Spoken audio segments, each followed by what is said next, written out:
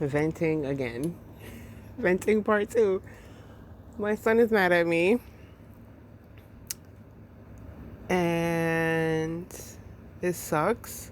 It really sucks because I know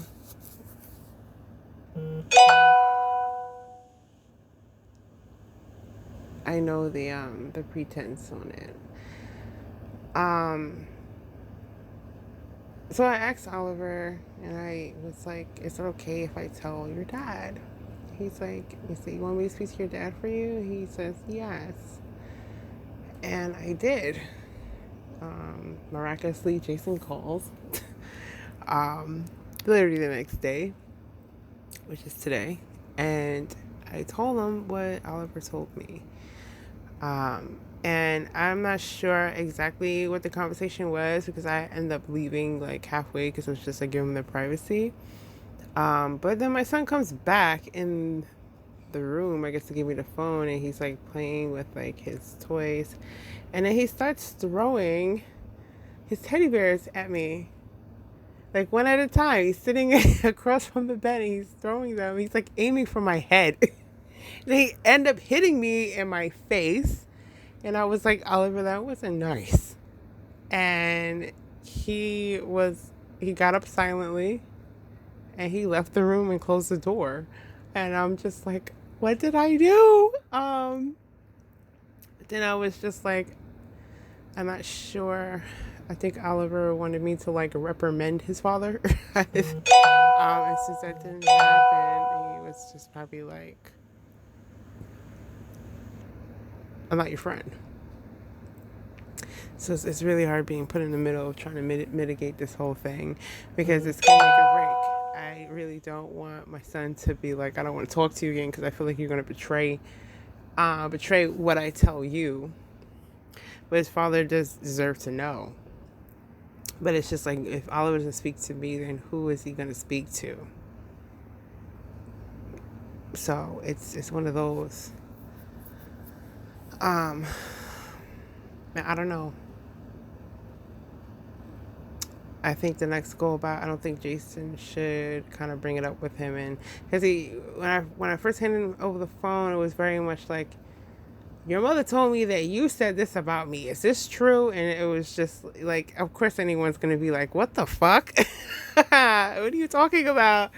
Because you're putting them like on the spot.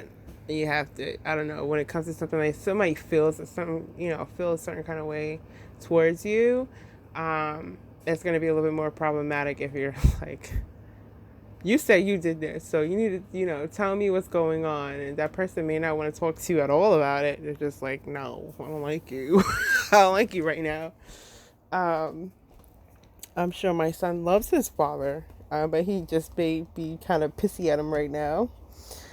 And it's really hard navigating that. The struggles with that is really, really hard. So I don't know. So today and probably for a few days, I'm probably going to deal with a son that wants to throw things at my face and decapitate me or something. He's not going to be the nicest of boosts with his mom.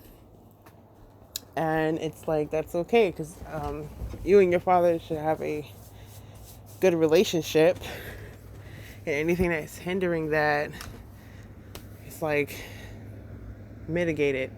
But also, there is every human right that their feelings should be validated, and their feelings should have someone should feel safe speaking with you about it. So that's like someone telling, Oliver telling me a secret, and I tell the whole school his secret. He's never going to trust me again. But this is family, so it's something that's completely different era. It's a different monster to even attack. So I don't know. And I'm going to gear it as I go along with Oliver. But I love the fact that Oliver does talk to me, and he does trust me enough to really say how he feels. Like kids do that, but kids didn't do that when I was growing up.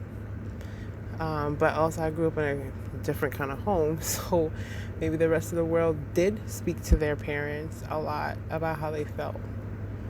Um, but our family wasn't like that, so I don't know. I really, really love communication, and I don't care how minuscule you feel it is, talk about it, because you never know. What may be small to you may be big to somebody else. Straight up. So talk about it. Hash it out. And I really don't care if that person looks like a jerk or an a-hole. Hash it out, because it's better to have it out in the open. And then things can now heal rather than you holding it in. I held it in for 35 years. I'm just not speaking about it. I won't shut up. I really don't care. But now I can't stop talking about it. But it's literally 35 years worth of stuff. So it's just like, it's a lot of unpacking in this house. So I don't want that for my son. I don't want my son having to in his 30s or 40s start talking about, well, my father or my mom and this and that. I don't want that. I want that I knew what was up from the moment it happened and we got through it. Hopefully it's not something major, so I don't know.